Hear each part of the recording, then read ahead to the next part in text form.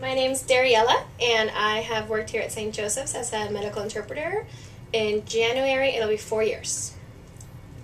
My name is Minerva. I have been a medical interpreter for a total of 7 years, but I've been here at St. Joseph's for 2 years. Okay, and my first question for you is, can you define the difference between an interpreter and a translator? Because it's a very common mistake people make, that they interchange the words.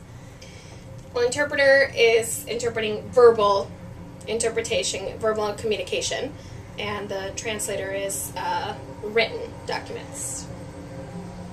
Correct? Yes. And for interpreters, generally, what's the mode of interpretation? Do you generally do it at the same time the person speaks, or is it simultaneous or consecutive?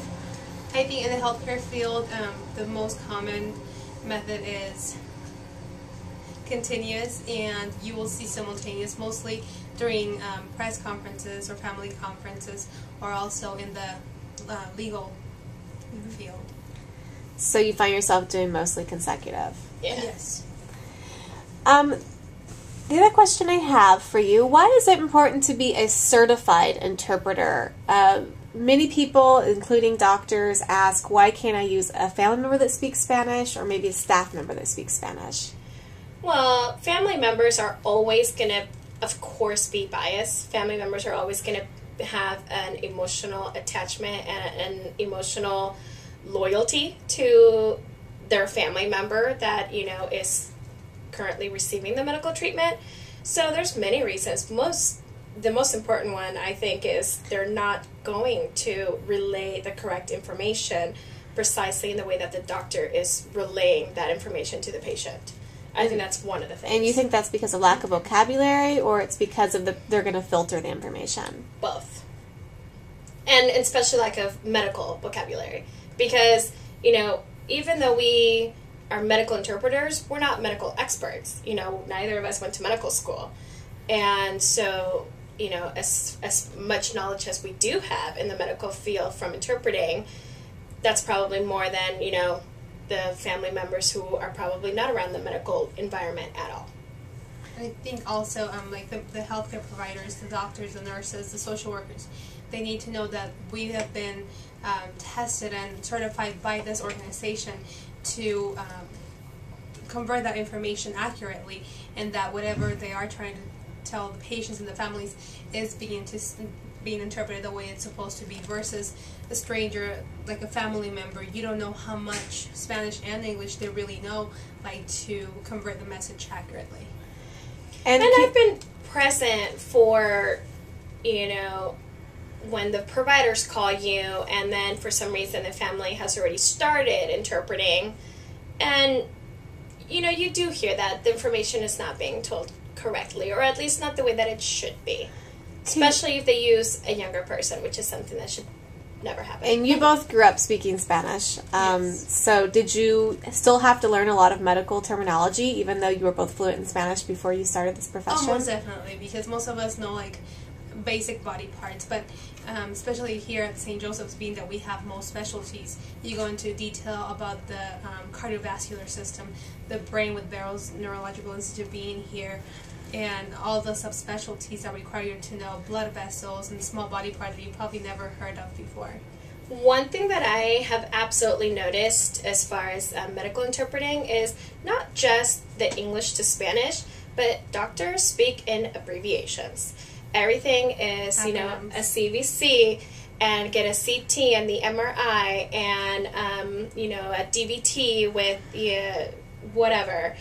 And so not only do we have to learn what those acronyms stand for, because they won't say the whole name of the procedure, you know, or whatever study they're ordering. They'll order it and say it to the patient using the acronym. Mm-hmm. And you have to know what they're talking about, and then you have to know how to say that in the target language. So you have to be familiar with medical lingo. Yeah. And then be able to obviously interpret that in Spanish. Well, and that's something that I've learned as I've gone, you know, because I didn't know all those terms when I first started. Can you give an example of an incident where a family member, let's say, might filter information, where they maybe either the person who is interpreting or the person that's being interpreted for doesn't give accurate information because it is a family member? I had in one occasion I had an experience with a family. They were here visiting from a country in Latin America, and the grandfather suffered from throat cancer, and it was actually in one of the final stages.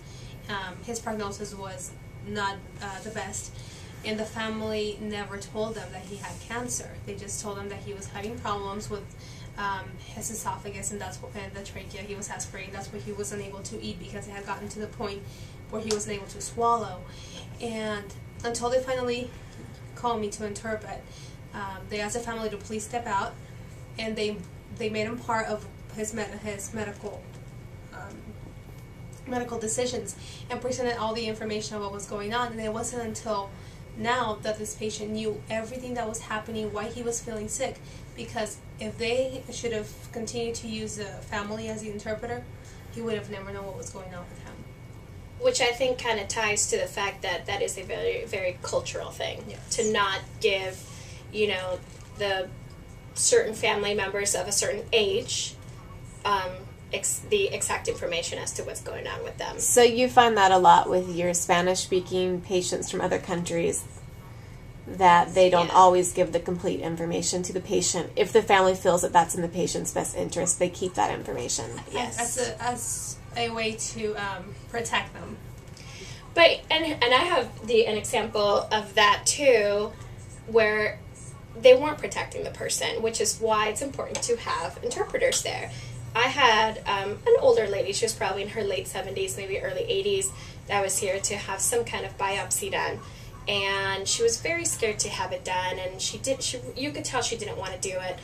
And the doctor came in, the family was doing a lot of the interpreting, but the nurse had asked me to stay. She wanted me to be in the room to make sure that everything was being told properly. And one of the woman's questions to the doctor was, I just don't want to take any more medication. I'm taking enough medication, I don't want any more. The doctor's answer was exactly, depending on what I find, there's a good chance that I could add medication, if what I find can be treated. And the family told her, see, the doctor just said, he's not going to give you any more medicine. And I stopped it right there, and I said, no, I'm sorry, I have to jump in here, that's not what the doctor said. And that's a perfect example, because the family members were so desperate for their loved one to have this procedure done, but they lied to her, and I think that's another reason why obviously there has to be interpreters there.